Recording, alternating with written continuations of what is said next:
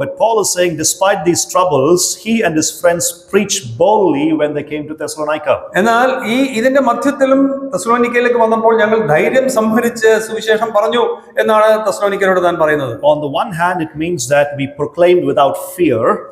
ഒരു നിലയിൽ പറഞ്ഞാൽ ഞങ്ങൾ യാതൊരു ഭയവും കൂടാതെ വചനം പ്രസംഗിച്ചു എന്നുള്ളതാണ്. On the other hand, it meant that they had complete confidence in God's power.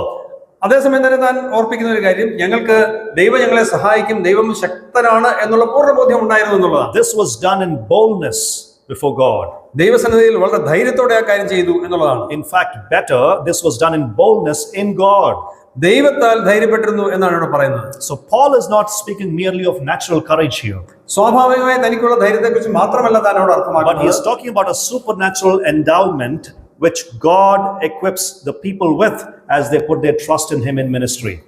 ശുശ്രൂഷ ചെയ്യുന്ന വ്യക്തികൾ അവർ ദൈവത്തിൽ അവരുടെ ചുമതല ഏൽപ്പിച്ചാൽ, അവരുടെ കാര്യങ്ങൾ ഏൽപ്പിച്ചാൽ ദൈവം അവരെ സഹായിക്കും എന്നുള്ള അസാധാരണമായ ധൈര്യം അവർക്ക് ലഭ്യമാകും എന്നുള്ള ബോധ്യം തനിക്ക് ഇവിടെ ഉണ്ട്. He is talking about a supernatural endowment from God. ദൈവത്തിൽ നിന്നുള്ള അസാധാരണമായ ഒരു അലൗകികമായ ഒരു അഭിഷേകം അവർക്ക് ലഭ്യമാവുകയാണ്. So in Thessalonica, as in Philippi, തെസ്സലോനിക്കയിലും ഫിലിപ്പിയിലും ഒരുപോലെ there was strong opposition. വളരെ ശക്തമായ പ്രതികൂലം അവർക്കുണ്ടായിരുന്നു. Yet with confidence in God and in his power, എന്നാൽ ദൈവത്തിലുള്ള ആ ധൈര്യം മൂലം, ആത്മധൈര്യം മൂലം, ദൈവത്തിന്റെ ശക്തിയിലുള്ള ധൈര്യം മൂലം, and a courage that can only come from it, അതിൽ നിന്ന് മാത്രം കടന്നു വരുന്ന ഒരു ധൈര്യം കാരണമാക്കി they proclaimed the word of God. അവർ ദൈവവചനം പ്രസംഗിച്ചു, ധൈര്യത്തോടെ പ്രസംഗിച്ചു. So Paul wasn't discouraged by persecution.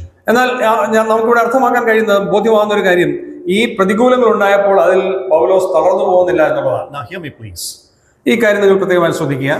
In application, ഇതിന്റെ പ്രായോഗികമായിട്ടുള്ള പാഠം എന്താണ്? You and I must always serve the Lord with confidence in God's power.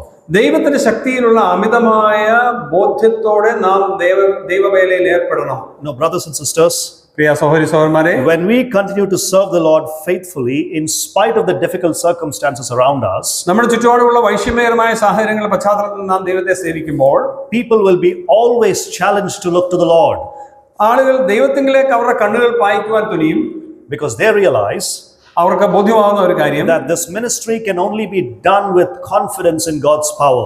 ദൈവത്തിന്റെ ശക്തിയിലുള്ള അമിതമായ ബോധ്യത്തിന്റെ അടിസ്ഥാനത്തിൽ മാത്രമേ ശുശ്രൂഷയിൽ ഏർപ്പെടാൻ കഴിയുകയുള്ളൂ. And this kind of faithfulness can only come when we place our trust completely and have confidence in God's power. പൂർണ്ണമായും ദൈവത്തിൽ ശരണപ്പെട്ട് അവന്റെ ശക്തിയിൽ ശ്രദ്ധ കേന്ദ്രീകരിക്കുമ്പോൾ മാത്രമേ ഇത്തരം കാര്യങ്ങൾ നിർവഹിക്കാൻ സാധിക്കുകയുള്ളൂ.